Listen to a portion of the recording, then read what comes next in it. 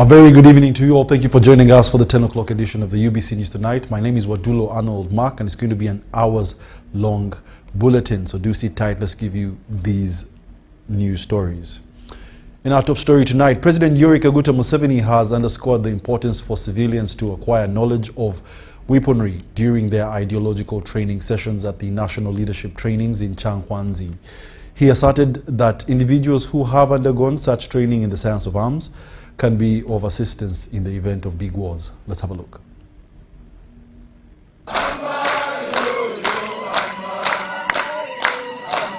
The one-week retreat for the National Resistance Movement members of Parliament in Chankwanzi ended with a shooting exercise. President Museveni led the exercise, successfully hitting all his targets with the provided ammunition. Following the president, a team from the Special Forces Command demonstrated their exceptional performance, which greatly impressed the legislators. Stand by. Hey. Wow. Stand by. Shut. Oh. Shut. Woo. Not the all of you.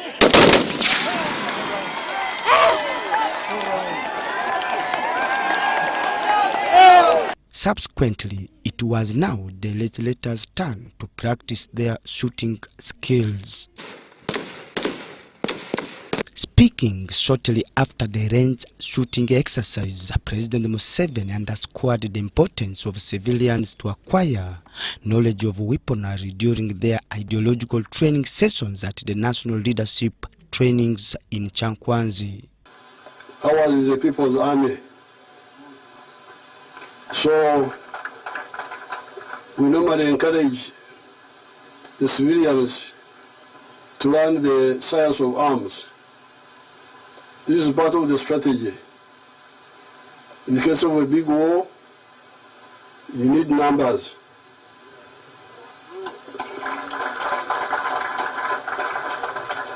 That's how you get a small country like Israel with only 6 million people able to raise a big army,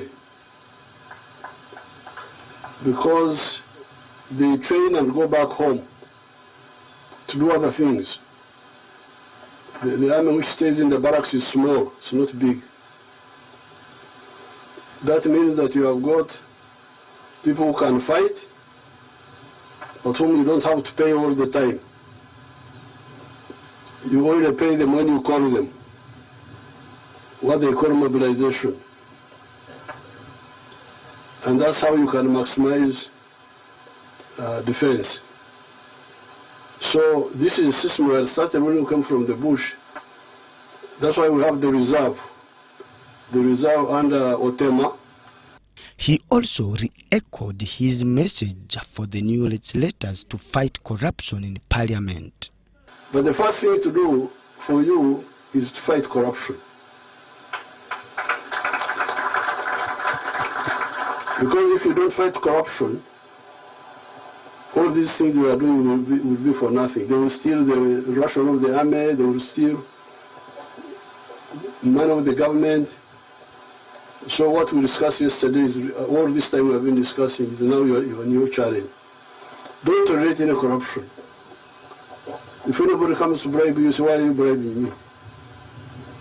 Why are you giving me, you are my enemy? So that we clean the society, all the money goes to help the people, no wastage. And then we shall benefit, because we can always, the government can always assist you.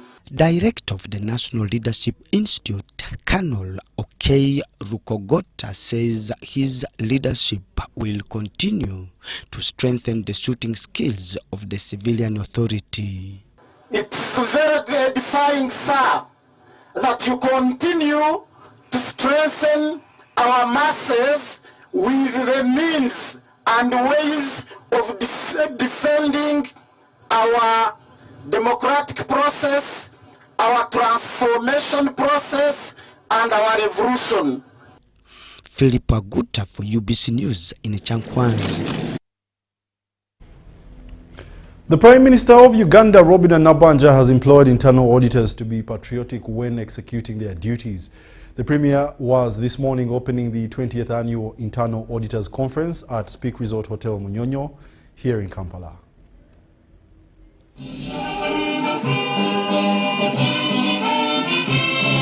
Speaking at the 20th Annual Internal Audit Conference at Speak Resort Munyonyo, Nabanja urged auditors to focus on high-risk areas that could derail service delivery, especially in initiatives like the parish development model. I was told namwe za PDM zibaita kote muzitegedde. Are you to the parish? Aha. Okay. And because of that, and some of you are not patriotic, you let it go. And that's how parish chiefs have stolen our money. And that's why some of our people have not yet benefited. And those who have benefited have paid bribes. They charge these small people 300,000, 200,000. Even in areas which are near the district headquarters where you people sit. Can't you move on foot and see the nearest parish and ask you, parish chief, and you, the chairman, circle, let me see the members who have got. You tell them to even list down the people who have already so far got. She emphasized the need for auditors to remain independent, act with integrity, and work closely with oversight institutions to fight corruption. Act with courage. Now bakutumeya akanya waki. They can call you so and so. Even if they call you an abusive name. But when you have done something good, feel proud. Act with courage and independence. I know when you are independent, they will fight you. They will use all sorts of things to fight. Strengthen collaboration with oversight institutions, including Parliament. Nabanja described auditors as key goalkeepers of public resources and called on them to be patriotic and courageous in their duties. Would you wish to go to Chankwanzi? So I'm going to influence and make sure I go to Chankwanzi. And for you to be more patriotic, you are also supposed to continuously advise management on building robust systems capable of withstanding shocks. The President Institute of Internal Auditors, Ruth Doreen Moteve, stressed accountability in the use of government funds. What we are doing now is aligning ourselves in those. And as things change, it means we have to enhance our skills. It means we need to have tools that are going to help us work. For example, the kind of technology that we are working with 10 years back would require us to probably just use Microsoft Excel to analyze data. Where we are at now, we are talking about artificial intelligence, we are talking about robotics. So we need to build those skills. This annual conference of the internal auditors helps the board to drive the mission to empower, guide, and transform our internal audit profession, at the same time transform our organization where we work. The conference aims to strengthen auditing practices to support service delivery and socio-economic transformation. For UBC News, I am Sudat Kaye.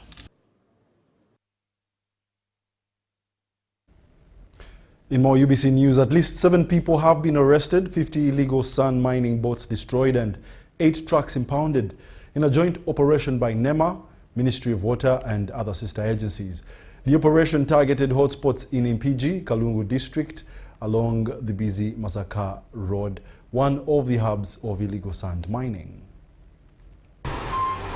National Environment Management Authority, Ministry of Water and other sister agencies have conducted a joint operation that saw several illegal sand miners arrested, trucks impounded and boats destroyed. The operation to crack down illegal sand mining was prompted by increasing environmental degradation, particularly in wetland areas of Luera, where uncontrolled sand extraction has led to destruction of biodiversity, weakening of natural water filtration systems, and heightened risk of flooding. A lot of contrabands, including canoes and other implements and equipments, have been seized, and our operation continues to ensure that Rwera ecosystem is fully liberated. At Gwanika village in Nabyewanga sub-county, PG district, authorities impounded 8 Sinotracs that were used in illegal sand transportation in the area. 6 suspects already in custody and will be processed for further management under our judicial system. In Muzungu village, Rwera, in Kamunga sub-county, Kalungu district, 50 boats used for illegal sand mining were destroyed. 7 suspects arrested, while 1 fled the scene. Temporal structures at different illegal sand mining sites were also demolished. Some of the affected truck drivers whose vehicles were impounded claimed that they were misled by site owners who allegedly assured them that the sand mining sites were licensed. Batugamba nti basasula license ne tulina bukakafulaga nti basasudde license. Government etuyambe bwe basasudde license bazitimbenga ku mulyango tumente n'ekirembe kikoze eki kisasudde kusinga emoka zaffe okujja ne tubonaabonera eno. Environment offenses, we call them strict liability offenses. The person who is caught degrading the environment is the primary suspect. That doesn't mean that there are no other suspects. The landowner is a suspect and all people who have abated. So you may be a driver who has come to only buy sand. If we realize that you were involved in degradation, you are also a suspect. The impounded trucks were taken to Kampala.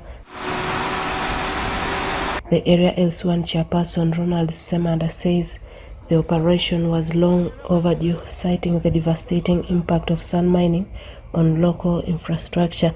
He says that the roads in the area have become nearly impassable due to deep potholes caused by constant movement of heavy trucks ferrying sand. Omusenyu guno abagusima banene nga ne bovaayo okubaako kyeyogera tebayinza kukiwuliriza.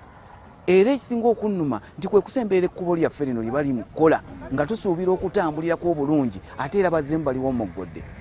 The exercise is intended to enforce compliance with environmental laws, restore degraded wetlands, and ensure that only licensed operators engage in sand mining under strict regulatory guidelines. Susan Naung and Andrew Sebira reporting for EBC TV. The NRM MPs contesting for the East African Legislative Assembly led by Kato Robert took their petition to the NRM tribunal seeking to dismiss Kiwanda Subi, who attended the NRM convention, which is not allowed according to their party constitution. Kato Robert said leaving Kiwanda in the race while he has voters who will vote for them is not fair, so he asked the NRM tribunal to dismiss him. There are 38 NRM MPs contesting for the East African Legislative Assembly seat, but only 2 seats are available to be filled. These are the details. Because the Secretary General on 27th last month issued a letter inviting all the elected leaders, the elected MPs, the MPs elect, for a retreat in Chankwanzi. And that retreat was specifically and categorically for MPs elect and for NRM leaders who are in SEC. And so I'm seeing people I'm contesting with in Chankwanzi, which creates an impression that either they have already selected them or it has created what we call a perceived bias. So in the electoral guidelines, there are 3 areas under which one can invalidate an electoral process. 1, if the process is tainted with unfairness, if the process is tainted with illegalities. So where we are now, the process I'm seeing is tainted with an irregularity from the start, because some people have been invited to Chankwanzi, they are participating, and us who are in the same elections, we are out. So I've petitioned the NRM tribunal to ask them, 1, to have an invalidation of the candidature of all those members who are contesting in EALA, be validated, be removed from the contestation. One, I've cited laws from the Ugandan Constitution, I've cited laws from the East African Treaty, I've cited laws from the NRM Constitution. All of these laws makes it happen that those who have participated, one, there is a question of bias. And so in the rulings I've witnessed and seen, for example, the ruling of Chairman Collins Tanga and Chichoncho, in that ruling, it was made very clear that where there is a conflict of interest, it amounts to an illegality and must be quashed.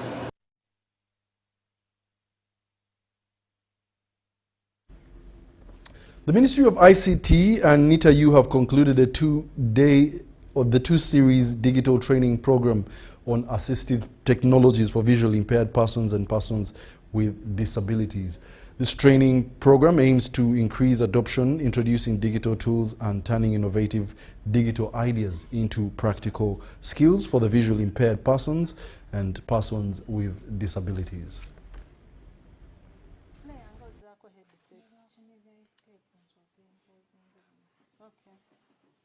For sure, in this training, I know it opened me the opportunities, because I know that this world, especially for the people with disabilities, if you don't know computer totally, it's difficult for us even to get jobs, because we need to know computer. So this training has helped me. I think it has opened me the ways through which I can get opportunities, employment opportunities. Now, NITA, we are coming in to add on to the many initiatives that have been going on. And of course, as our expertise and function in regards to providing infrastructure, providing the digital services, and also providing the digital skills, we believe that we can extend that. We're working very closely with the colleges, the national disabilities colleges across the country, and this particular project wants to equip those colleges with the modern technologies, with the proper infrastructure, so that they can continue as far as sustainability is concerned. So as NITA, we're just supporting, but the bigger picture is to ensure that those colleges are able to roll out these programs and skills, and they have the right environment, the right technology to make sure these programs are continuous, not just here, but also to across government.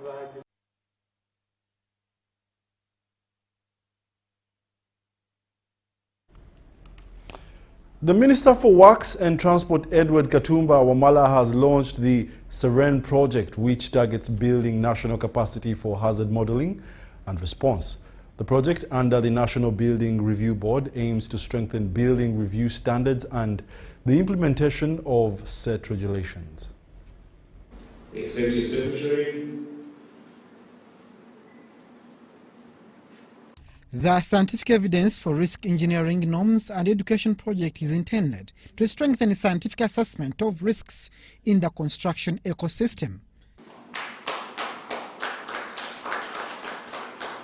The Serene project will deliver benefits that extend far beyond technical circles. It will provide Uganda with robust, locally generated seismic evidence to guide engineering practices. The project is an initiative by the National Building Review Board in partnership with the Global Earthquake Model Foundation, bringing together experts to assess soil profiles while ensuring infrastructure resilience. Engineers, planners, researchers and regulators will acquire modern skills in hazard modeling, exposure mapping and risk assessment, skills that will remain in the country and continue delivering value for a long time. Government intends to use this strategy to revise national building standards and policies for disaster preparedness and management, including earthquakes and mudslides. Project outputs directly inform revisions to Uganda's Seismic Design Code related infrastructure policies. Scientific evidence must translate into regulatory action and regulatory action into safer buildings. The project proposes the establishment of reliable data systems for the construction industry to facilitate coordination and standardization in the implementation of regulatory frameworks. Serene will deliver a scientific understanding of Uganda's hazards. What are they? How do they present themselves? What's the level of risk we run? And how vulnerable are our buildings? It will also provide a comprehensive national building exposure model, present evidence to support policy. Another objective is to strengthen Uganda's resilience to natural and man-made disasters through science, data, and improved building standards and practices.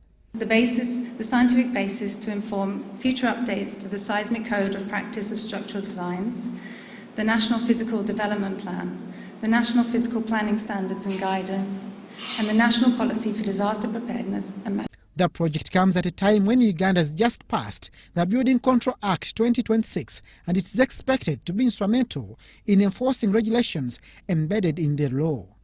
Abdul Nasili Lubwama for UBC.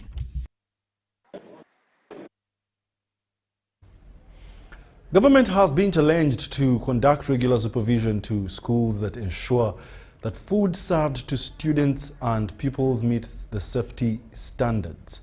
According to the health experts, emphasis needs to be put on stores where food consignments like maize, flour and beans are stored. Learners, especially those in boarding schools, mostly feed on portion beans. Portion beans are recommended for schools because they are considered as a nutritious combination that provides essential energy and proteins to the growing children and adolescents. However, health experts are concerned that the way maize flour is milled leads to loss of some nutrients. The way we hull our maize, we find that in most cases, in most homes, they are used to eating pure white posho. That posho is actually less in nutrients compared to the one with that cover. So we lose out on some nutrients. We have some companies that are trying to do a biofortification to our posho by adding vitamin A, E, D, but still the biggest percentage of the posho that is consumed is taken straight to the machines and back home without it being fried. But apart from portion beans, schools have been challenged to ensure that learners have a balanced diet. So when you're in your growth paths, you're demanding more. Your body is demanding more. You have to also add on to what they are demanding. So if you do not supply according to your demands, what will happen? There will not be proper growth. So if the child is we are supposed to be seeing breast formation at about 10, some are even getting it early because they are feeding so well, some are getting it. So a child that is already supposed to have at least a breast formation by the age of 12, you'll have it delayed because the body is not having enough nutrients for development. So yes, it delays development. It will delay even the menstrual cycle. Another area of concern is that schools need to be supervised regularly to ensure that food consignments like portion beans are stored in a proper way. Schools should be empowered to ensure that the stock of seeds, maize seeds that they are taking and bean seeds are dried to the proper moisture content, but as well have stores that reach a certain standard. Stores that should be vermin-free, should be well ventilated, and these should be stored on pallets and in a dry condition such that we give no chance for aflatoxin development in these seeds. We have an inspectorate, and the inspector of schools inspects everything about the school. So we are sure that through that inspection, the feeding of the children will improve. But all the safety concern on food in schools is contained in the Uganda School Health Policy under the aspect of good nutrition, but relevant authorities need to ensure that there is compliance by schools. Diana Kote, UBC. The Minister of State in charge of National Guidance, Godfrey Kabyanga Baluku, has expressed gratitude to His Excellency the President of Uganda for having picked him from nowhere and appointed him to be the Minister of State for National Guidance. Reflecting to his 5-year tenure as a member of Cabinet, Kabyanga prides in securing Kasese district back to the NRM party and the contribution towards peace and stability of his area. My man. In 2021, Godfrey Kabyanga Baluku was appointed as the Minister of State in the Ministry of Information, Communication and National Guidance. I was the only minister who was appointed on TV. His entry to cabinet came in as a surprise for a man who had lost the 2021 Kasese municipality mayoral seat. I was the first state minister to be appointed and to be in charge of national guidance. This was welcomed by two hands by the locals of Kasese district. And therefore it came with a lot of excitement. And obviously another excitement is when they saw a mayor being elevated. Under the docket of National Guidance, Minister Kabyanga says for the period of 5 years, he has been carrying out field tours where, among others, he was preaching patriotism and development. So as a Ugandan, it is incumbent upon you to join the police to ensure your country is what is safe through community policing. Having undertaken all these assignments, the son who was born and raised in Kasese is convinced that this was a calling. I have served to the best of my ability. And in my life, I don't serve to please people. Kabyanga, who lost in the 2025 NRM parliamentary primaries to the Chancellor Makerere University, Dr. Crispus Kiyonga, says leadership has been his calling, not unemployment, and this is why he backed the party position. And I lost. When I lost, I conceded and said let the NRM cadre continue. But my major mission, you know, I had my slogan, Mission 2026. My mission 2026 for Kasese was to get FDC out of Kasese, and I have accomplished. On top of wealth creation and development, political mobilization has been crucial during his tenure, and now Kasese has turned to the ruling party, NRM. No, Kasese has been an opposition stronghold, if I can use that word. But you know now, we have sent 6 NRM MPs. We have a district chairman who is NRM. According to Minister Godfrey Kabyanga, the fragile relationship between the NRM government and Obusinga Bwarenzuru had caused a flip of the party from the district. There was a disagreement between some NRM cadres and the cultural institution. You have heard of Obusinga Bwarenzuru. That was the biggest problem. Some of the NRM cadres didn't support the recognition of the kingdom. And it sank deep, and the opposition used it against NRM. Following the return of peace and stability in this area, Kabyanga says now Kasese is a hot spot for business and tourism. You can see now we have one of the biggest marathons in the country, the Taskarite Nzori Marathon. Whether he will make it back to cabinet in the coming government, Kabyanga leaves this to the appointing authority. Robert Onyango, UBC News. The fight against corruption in Uganda is being rooted in values nurtured from an early age. At the Islamic University in Uganda, our presidential debate has spotlighted integrity as a cornerstone for future leadership. Let's have a look. A packed auditorium filled with excitement set the tone as students gathered to watch candidates present ideas and vision. The debate, organized by University Electoral Commission, featured aspirants for key guild positions, including Guild President, Lady Vice, among others.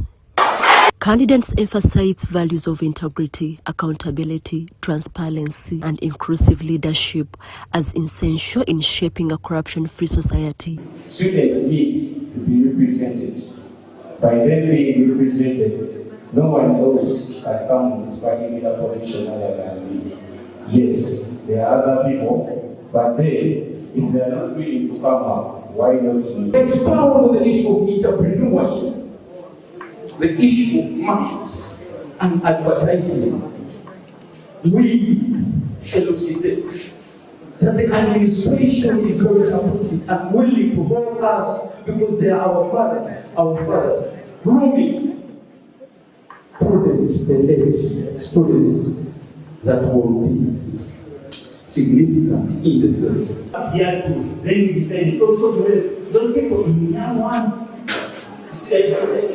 For example, the last semester, we helped over those members of training and swim. Others are committed to promoting women participation in all university activities and leadership spaces, ensuring equal opportunities for everyone. We ourselves, becoming leaders, we are Muslims, we are the first people, that other people are going to look at us. So just like my title says, aspire to inspire before expire. The mere fact that I'm at the top, I'm going to inspire the people down there that they can work better. So me, I'm an inspiration to the people that are coming. Leadership is not all about power. It's not about being above one another. It's about working as a team, moving together for every step along the way. But knowledge without action is not useful. University officials noted that all candidates underwent a strict vetting process and it is a corrupt-free process. Do not allow corruption and bribery within our institution. So when you are vying, we don't expect you to buy gifts for the voters. We do not expect you to convince them with monetary value. It is supposed to be free. Just come, talk to them, prove to them that you can before you are elected. As campaigns continue, the message remains clear. Building a corruption-free Uganda starts with value-driven leadership from classrooms to national offices. Susanina Nabugude for UBC News. And in more UBC News tonight, the government has been urged to pay closer attention to the welfare of children of armed forces personnel, with stakeholders emphasizing that their parents dedicate their lives to ensuring national stability and security. These remarks were made by the chairperson of the Harambee United Children of Armed Forces Union, Mariam Naguja, during the official launch of the union held today in Kamocha at the headquarters of Operation Wealth Creation. The newly established Harambee United Children of Armed Forces Union aims to bring together children of military personnel under one umbrella, incorporating over 40 circles. The initiative is designed to empower members economically and help them overcome poverty through collective efforts. We come from different parts of the country. It's not easy that we can convene meetings if a chairman goes astray.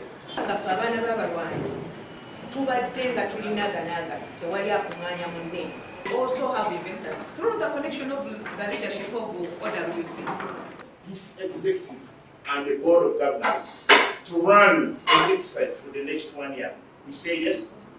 Yes. We've been having a lot of issues that have been going on, and children of soldiers have come off to be disorganized. It is very true. But now we have come up with a union of our Harambee union to bring us together as children of soldiers. The union will focus on key pillars such as agriculture and livestock farming, among other income-generating activities, to improve the livelihoods of its members. We want to build this union on the structures like the way you see Wazalendo.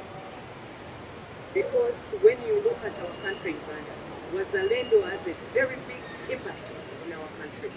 It has worked tooth and nail, and it is growing so fast. Our parents fought for us and for the betterment of this country. So we want to also, as children of soldiers, as our parents worked, we want to work hand in hand with the government. Speaking to the media, Chairperson Mariam Naguja highlighted the reasons behind the formation of the union, noting that many children of armed forces personnel have long faced challenges without adequate support. Our dear President is encouraging everyone that we should work. As children of soldiers in this union, we want to build and to benchmark with Wazalendo so that we can also carry the legacy of our parents and also encourage our brothers and sisters to work. Come and join us. Let's work. We have so many opportunities. She explained that the union seeks to transform the lives of these children by engaging them in sustainable activities like farming and animal rearing. The market will have it. The investors are ready to work with us. Our parents at OWC, they are so welcoming. Naguja further emphasized that for a long time, children of armed forces personnel have struggled with limited access to opportunities, but the union now offers a platform for empowerment and self-reliance. Our dear members to engage themselves into food and feed, poultry farming, and many things. His Excellency is ever encouraging us to unite. The Public Relations Director, Tracy Ayot Obote, also underscored the importance of unity and collaboration in uplifting members, calling upon stakeholders to support the initiative. Our union has come up to make sure we have all those problems as one, and then we carry on from there that, okay, what can we do? How can we help other children of soldiers to get what they can? In the previous elections, many children of soldiers who are leaders got so much money at the expense of other children of soldiers. I'm Bantu Machabe Semambo and Jamil Sekaja reporting for ABC.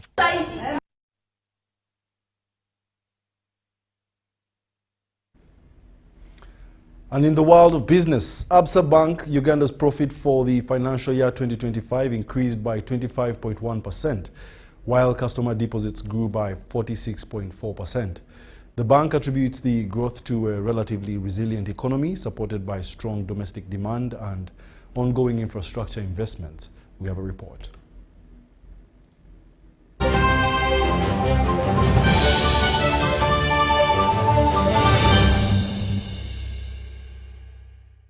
When you don't use Momo, you are forced to quarrel.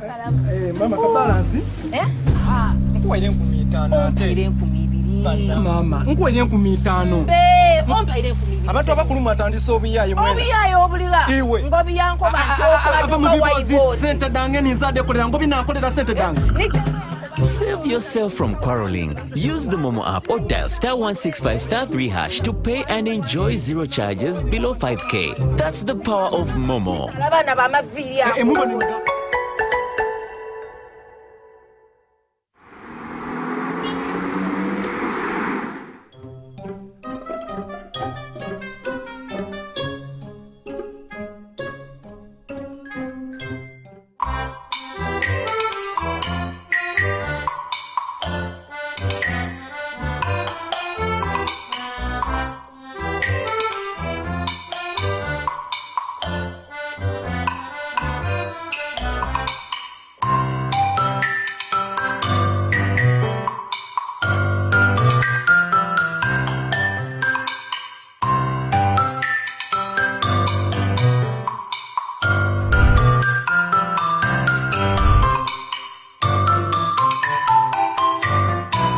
On his 52nd birthday, General MK invites you for a charity run. The run will be held on 26th April 2026 at the Kololo Ceremonial Grounds starting at 6 a.m. Get yourself a kit using these MTN and Airtel payment platforms. Run for charity, run for hope.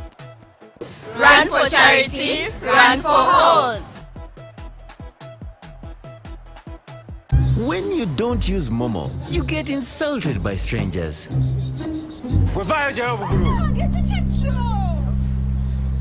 Save yourself from insults. Use the Momo app or dial *165*3# to pay and enjoy zero charges below 5K. That's the power of Momo.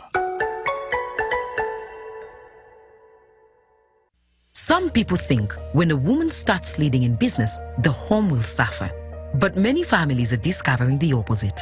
Before, I worked hard in our business, but I feared making big decisions. I was worried people would say I was disrespecting my husband. Then I joined the group project, where I received training, business support, and coaching that helped me plan better, manage money wisely, and make decisions with confidence. Today, I lead with confidence in my business. I contribute more at home, support our family needs, and help reduce the burden on my husband. I'm not competing with my husband, I'm standing with him. And our marriage has not weakened. It has grown stronger. We understand each other better, we plan better, and our family is better off because her voice counts. When a woman is supported to lead, the family can move forward. The GROW project is empowering women with skills, confidence, and support to make informed decisions that strengthen their families and grow their businesses. Respect her voice, support her choices. For more information, contact your district or city GROW project focal person or call 0800 307 777. The GROW project is a government initiative implemented by the Ministry of Gender, Labour and Social Development and Private Sector Foundation Uganda with support from the World Bank. Step into elegance, step into confidence, step into La Vie Boutique. Located at Grand Imperial Hotel, Shop 6 and 8, right behind Bank of Uganda, La Vie Boutique brings you high-class corporate and casual wear for men.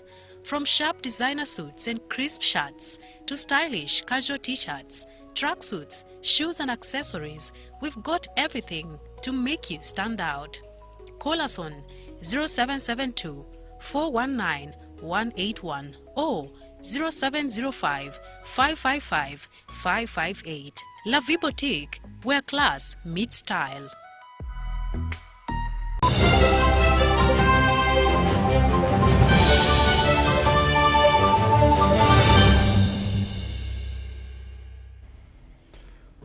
In business, Absa Bank, once again, Uganda's profit for the financial year 2025 increased by 25.1%, while customer deposits grew by 46.4%.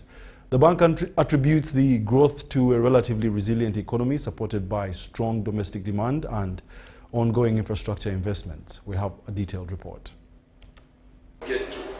Absa Bank Uganda reported customer deposits of up to 4.6 trillion shillings alongside a 29.4% increase in total assets in 2025.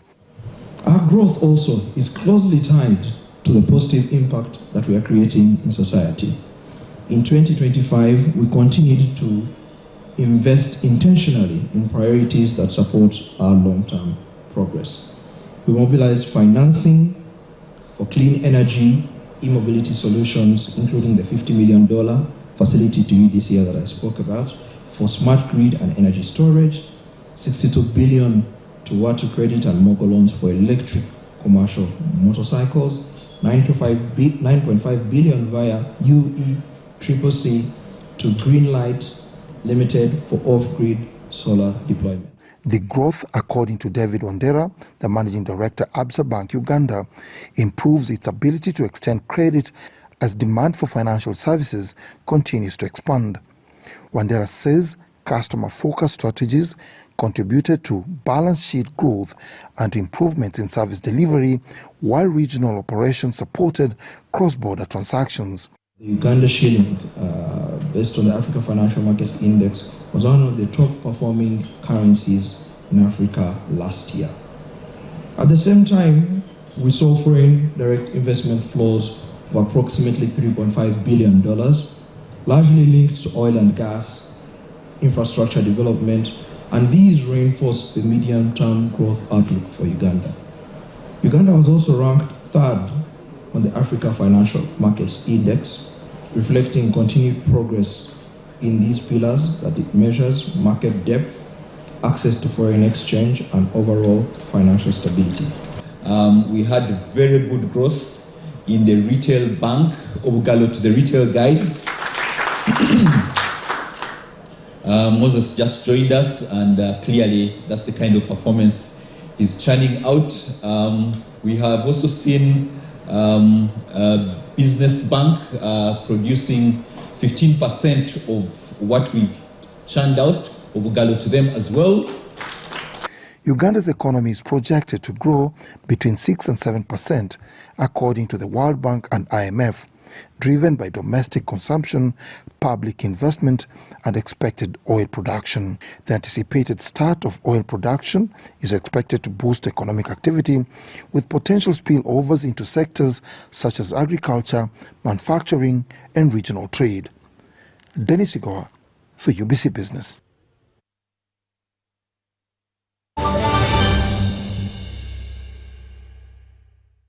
Are y'all ready? Uganda! Uganda, the real dancehall party is on.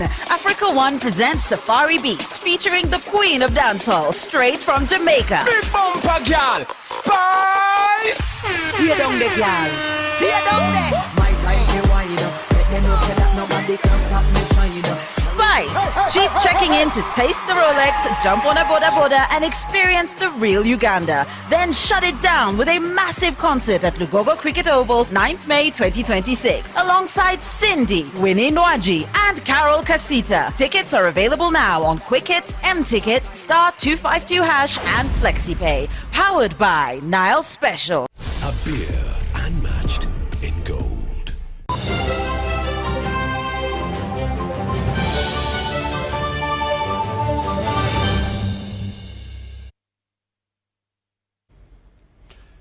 And in sports, the Augusta Artificial Intelligence Bootcamp at the University of Kisubi UNIC has concluded after 2 days of intensive learning, with local talent taking center stage. Let's have a look. Among the standout participants was Mark Bakashaba, whose innovation earned him the top award of 1 million Uganda shillings that was presented by Entebbe Mayor Fabrice Ruinda, who pledged to facilitate other innovators. For this AI bootcamp, I am going to give, since the victim has, let's start with, I'll give him a million shillings.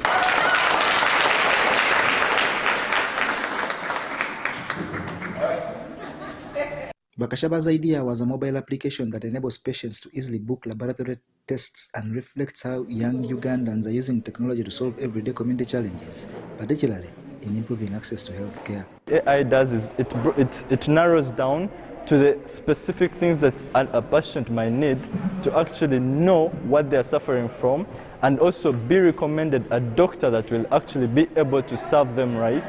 The bootcamp, organized by the Augusta AI Scaling Initiative, also showcased practical innovations such as Ikatare, smart irrigation and a smart power grid aimed at reducing fire outbreaks in homes, schools and markets. We have really seen achievements because most of the students have been active and some of them have benefited a lot. You have seen like one of our students here has won a prize of 1 million from the mayor of Entebbe, so I think we have achieved. Augusta Scaling Initiative Executive Director Owere Solomon Ada emphasized the broader vision of equipping Ugandans with AI skills, targeting over 20 million Ugandans by 2030, despite the financial hurdles. What we want to achieve is to make sure that by the end of 2030, we should have like 40 million Ugandans skilled with AI skills so that Uganda can be transformed under technology. The event underscored the growing role of local innovators in shaping solutions for their own communities. The semi-final draw for the 2026 Stanbic Uganda Cup has been held at Umoja House in Nakasero, with the first leg games scheduled between 1st to 3rd of May. 9-time Uganda Cup winners Sports Club Vida will face Uganda Revenue Authority FC, while Kitara and Vipers SC renew their rivalry. Uganda Revenue Authority, that has won this cup thrice, hosts the first leg against Villa between 1st and 3rd May, while 4-time winners Vipers SC travel to face 1-time winner Kitara FC. We know the meaning of this tournament and the draw as well. We are prepared enough to reach this stage, and the epitome of it all is playing in the final and maybe vying for the championship. Honestly, we highly respect Villa because of its pedigree in this competition, but even back to us, we've been champions before in this very tournament, so we respect Villa, but the truth is that we don't fear them, and honestly, we are so set and so ready because given the coaches and each and every training sessions that we've always had, we strongly believe that they are going to prepare us well, and of course make sure that they prepare us well for this entire tie, and we don't expect anything less from at least going through to the next stage, and that's the final. So when I come here, we have some project, and we want to improve everything on our game, and we want to grow up every year. Because of that, this is first step maybe for grow up and to improve everything. If be good for us, we'll be happy. If not be good, we have good experience maybe for next year. Because of that, in both of case, we have positive things. To this stage, SC Villa edged Happy Boys Kagaba. Kitara beat Express FC, while Vipers and Uganda Revenue Authority needed penalties to eject NEC and KCCFC respectively. Always difficult because yes, it's not for nothing that they are second in the league. But I hope this time they will play football and not doing what they have done the last game. I believe yes. Otherwise we are not in the semi-final. Otherwise we are not where we are, and also in the league. But for us, most important for the moment is the game of Tuesday. So everything step by step. Yeah, the performance every time we are trying to improve. And we expect the best results. We have the best motivation. Our fans are really good in supporting us, and we are always together with them. So we expect the best result according to the way we are improving every time. Yeah, we prepared ourselves to perform well in both tournaments. So whichever comes to our best, we shall go with it.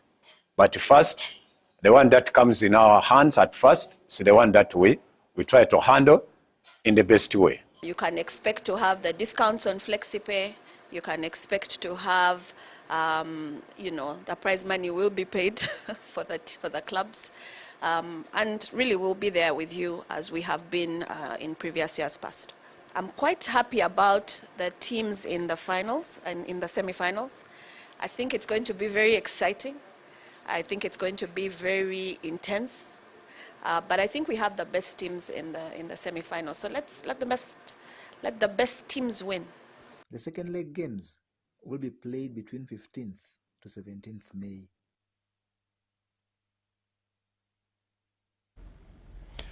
And that brings us to the end of our UBC News Tonight. Thank you for being a lovely audience. My name is Wadulo Arnold Mark. See you tomorrow.